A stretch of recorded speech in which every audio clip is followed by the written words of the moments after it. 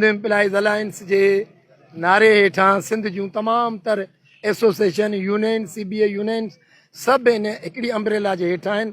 उन्हनि सभिनी जो हिकिड़ो गॾियल आवाज़ु आहे। स्ट्रगल सिर्फ़ु चइनि नुक़्तनि ते आहे त भई सिंध जे मुलाज़िमनि जूं सैलरीज़ वधायो, DRA ॾियो, ग्रुप इंश्योरेंस ॾियो ऐं पेंशन रिफॉर्म्स जे नाले ते जेको मुआशी क़तल सिंध जे मुलाज़िमनि जो कयो वियो आहे इहो नोटिफिकेशन वापसि वठो।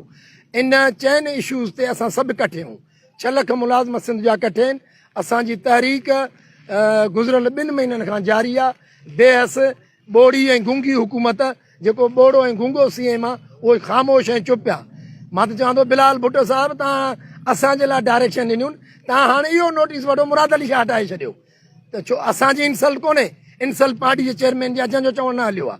उनजे करे मां तव्हांजे चैनल जे तवसत सां गवर्नमेंट खे वरी बि चवां थो त 6 अक्टूबर जो ॾींहुं उहो हिकिड़ो ॾींहुं कोन्हे जे तव्हां सम्झो था त सिंध जे मुलाज़िमनि खे थकाए विझंदासीं, सिंध जा मुलाज़िम सरेंडर कंदा। नो, इहो तव्हांजो जेको ज़हन में ख़्यालु आहे इहो कढी छॾियो।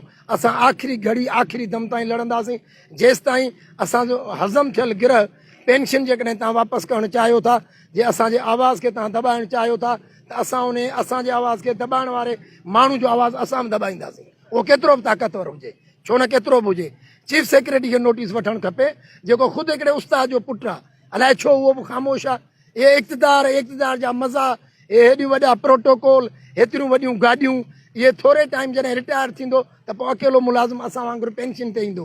तंहिंजे करे मां सिविल सोसाइटी खे अपील थो कयां, पॉलिटिशियन जेके बि आहिनि, पीपुल्स पार्टी जा MP MNAs उहे बि ख़ामोश आहिनि, उहे बि इहो जेको ख़ामेश रोज़ो आहे उहो टोड़नि।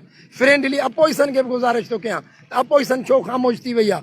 कुझु सिंध जे दानश्वरनि, सिंध जे मुख़्तलिफ़ चैनलनि जे मालिकनि जो थो रायतो आहे जेके हिन मुलाज़िमनि जी तहरीक जी मुकमिल सपोर्ट करे रहिया आहिनि।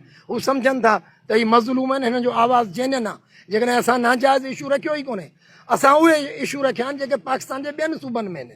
ईअं न आहे त असां हिते घुरियो आहे त जेको पाकिस्तान जे चइनी सूबनि में न आहे असांखे तव्हां हिते खीर जूं नदियूं वहाए ॾियो। न, मां चवां थो सिंध गवर्नमेंट जे अंदरि जेका करप्शन आहे उनखे 50% करप्शन वारो पैसो जेकॾहिं बचाइनि त असांजा मसइला हल थी वेंदा।